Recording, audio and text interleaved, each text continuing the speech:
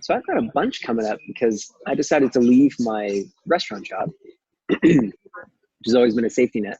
So now I am full time in my energy healing practice, which is Congratulations. yeah, which is wonderful for bringing up all of the remaining beliefs and doubts and fears. Just being terrified on a regular basis, but terrified with the deeper knowing of that I get to control how this goes, or I get to create how this goes. Mm-hmm. So the ones that are coming up, there's a big one coming up around that people don't show up for me when it matters, and that right now that's a big deal because before it mattered, but it didn't matter as much because I still had other sources of income. Whereas now I've decided that my main or almost entire source of income is from my business, and half of that, or however much of that it is, are group programs. So people don't show up for me would be fine, but it's people don't show up for me when it really matters. And right now, it really matters. Okay. And yeah, and then there's this other thing about struggle gets me acceptance and safety, and I started to see that in my family in a big way.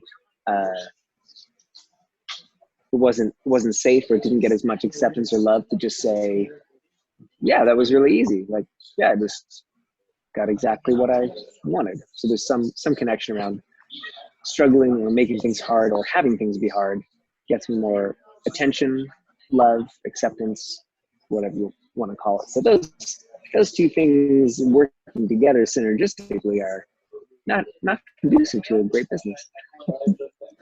Okay. So if people don't show up, is it a bad thing? Yeah. Okay. What if people pay for a program and then just simply don't show up and you just get the money? Yeah, no, that's great. I've had that with even private sessions as well. So Okay. no, that's okay. I see what you're saying. So yeah, it's not about the people not showing up, but it kind of is, because if no one showed up, then they wouldn't get the great results and then share about it with other people, and so that wouldn't be good. So you need people to show up because that's the only way you'll get other people to show up.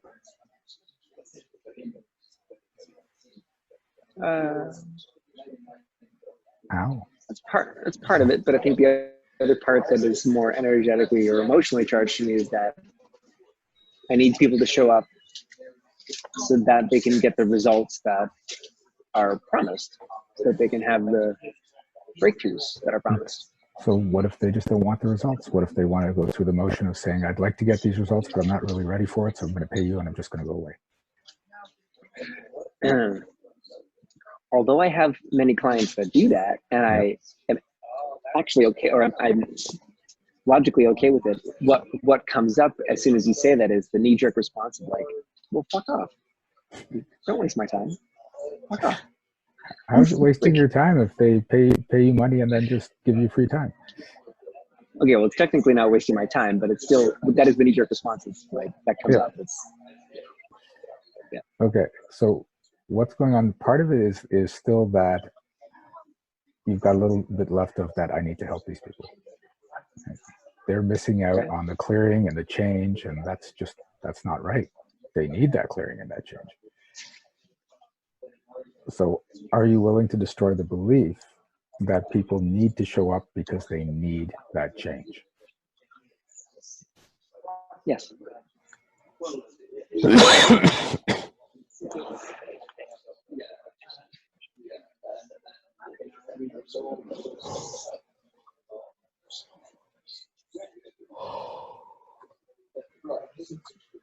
Are you willing to destroy the belief that not showing up is a bad thing for you?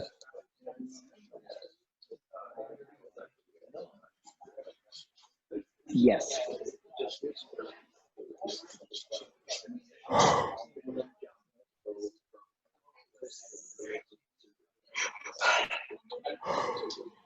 Well, because it's all connected to it, and I can see it, but I haven't quite shifted it yet. Of growing up, and my dad and my stepdad not showing up for events or for things because of their own stuff, their own money issues or their own emotional issues or whatever it was. So that still comes up of like that emotional need to have people show up on a date. me. And I'd be lying if I said that that wasn't still kind of a sore spot. So are you still functioning in the story of your family not showing up when you need them to? Yeah. Okay. So are you willing to step out of that story and stop applying it to your clients? Ow. No, because it feels like I don't want to, and this is rare for me, but I feel like I don't want to get my hopes up. You know, I used to constantly get my hopes up about my dad and my stepdad coming to my theater shows, for example. Okay. And same with clients in my business. In the past, I used to really get my hopes up, and that never went well. So I guess now I try to be realistic, which is funny for me to say because I'm the magic guy. Mm-hmm. No, yeah. So why do you have to get your hopes up? Why can't you just deal with the present as it shows up?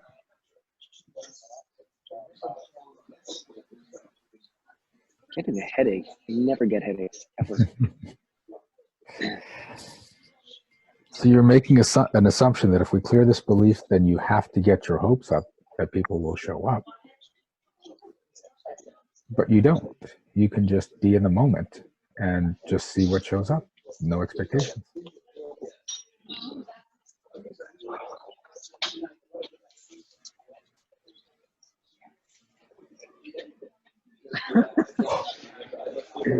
Oh, One of those times was like, I can hear the words.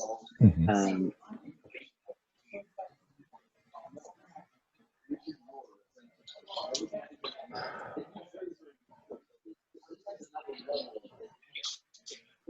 Are you willing to destroy the belief that you should never clear beliefs that will get you into position of expecting good results?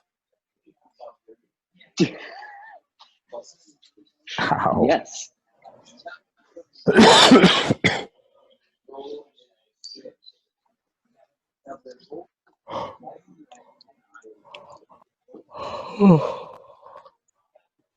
Yeah, that is so widely applicable because, yeah, I really don't. I really hate, and it's funny that you say that. So about 6 months ago, I was in India and I finished my Reiki training, so I'm a Reiki master. And part of the process was you create an affirmation, and you do this 21-day process to install the affirmation and clear anything that's opposing to that affirmation, et cetera, et cetera. But when it came to the affirmation part, I got so mad, like I used to when I was, I don't know, a teenager. And it was very strange. I was with this wonderful lady in India. It was just the two of us, and I'm getting like really mad.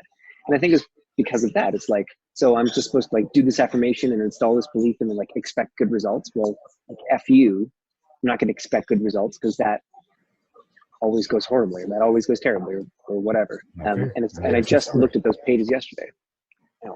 And Sorry, there's a story. Are you willing to step out of the story that when you expect good results, it always goes horribly?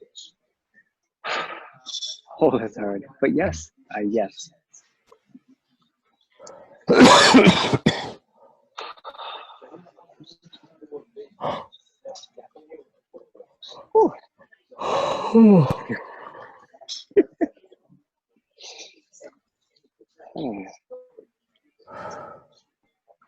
Yeah, because I get all attached and like bent out of shape, and then if they don't happen exactly as I want, or sorry, I used to.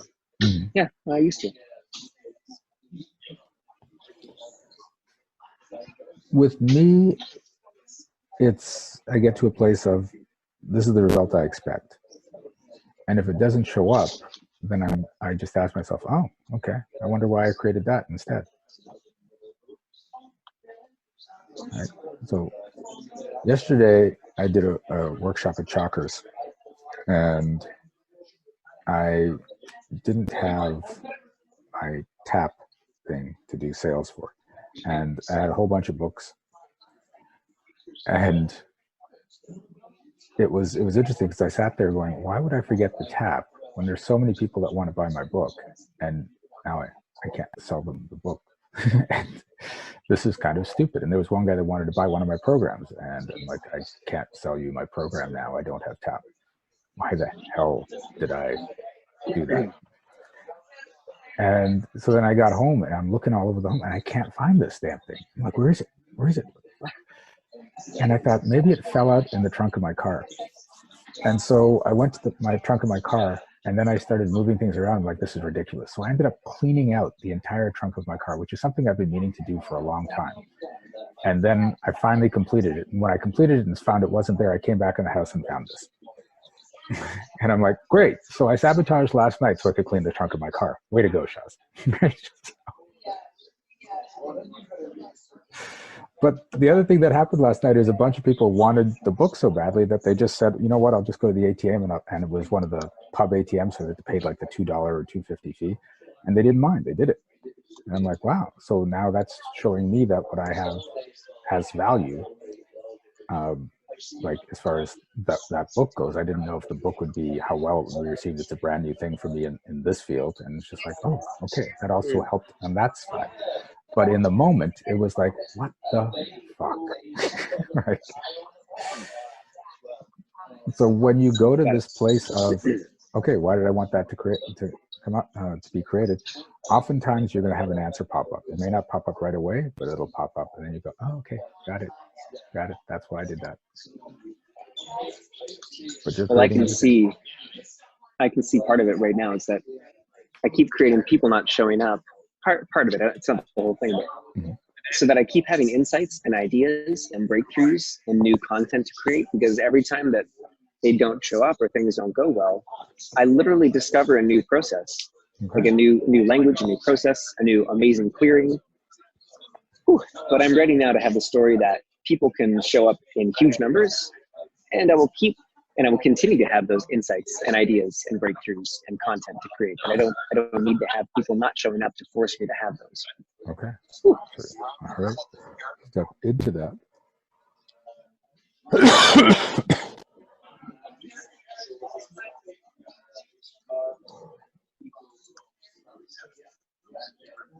Nice.